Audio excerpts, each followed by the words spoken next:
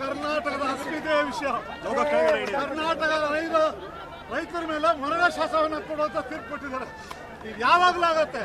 ರಾಜ್ಯ ಸರ್ಕಾರ ಸಮಗ್ರವಾಗಿ ವಾದ ಮಾಡಬೇಕು, ಸರಿಯಾದ ನ್ಯಾಯಾಧೀಶ ನೀಡಬೇಕು.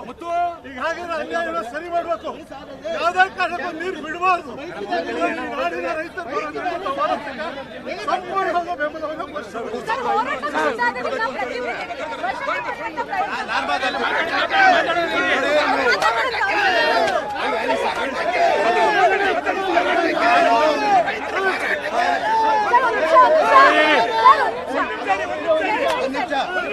ನೋಡಿ, ಕಾವೇರಿ ಮಂಡಳಿಯ ಏನು ತೀರ್ಪು ಕೊಟ್ಟಿದ್ದಾರೋ ಅದು ಅವೈಜ್ಞಾನಿಕವಾದಂತಹ ತೀರ್ಪು. 2 ತಿಂಗಳಾಗಿದೆ. ಮುಂಗಾರು ಮಳೆ ಪ್ರಾರಂಭ ಆಗಿ ಒಂದು ಹನಿ ನೀರು ಯಾವುದೇ ಡ್ಯಾಮ್ ಮೇಲೆ ಭರ್ತಿ ಆಗಿಲ್ಲ. ಯಾವುದೇ ಕಾರಣಕ್ಕೂ ಸರ್ಕಾರ ಮಣಿಬಾರದು, ಮೇಲ್ಮನವಿಯನ್ನು ಸಲ್ಲಿಸಬೇಕು. 1991ರಲ್ಲಿ ಇದೇ ರೀತಿ ಹೋರಾಟದಲ್ಲಿ ಅವತ್ತಿನ ಮುಖ್ಯಮಂತ್ರಿ ಸುಗ್ರೀವಾಜ್ಞೆ ಹೊರಡಿಸಿದ್ರೆ ನೀಡಿಬಿಡಲ್ಲ ಅಂತ.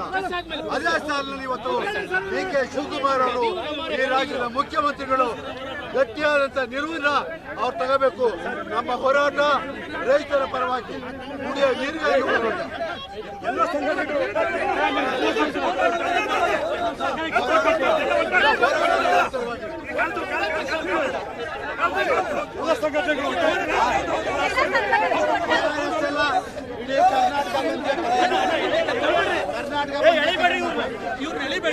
ಇಡೀ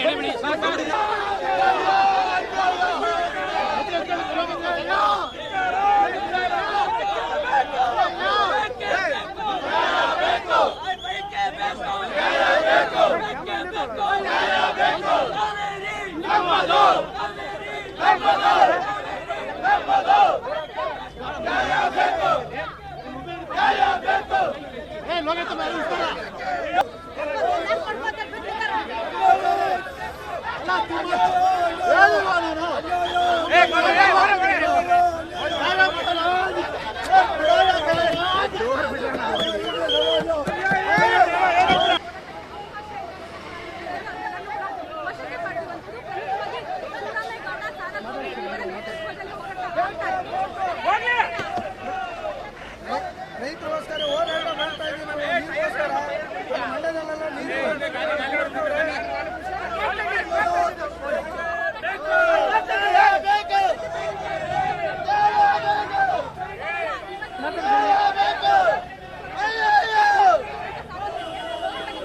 ಹೋರಾಟ ಮುಂದಕ್ಕೆ ಉಗ್ರ ಹೋರಾಟ ನಡೆಯುತ್ತೆ. ತಮಿಳುನಾಡು ಸರ್ಕಾರ ವಿರುದ್ಧ ಕನ್ನಡ ಪರ ಸಂಘಟನೆ ಎಲ್ಲರೂ ಒಟ್ಟು ಗೆದ್ದಿದ್ದೇವೆ.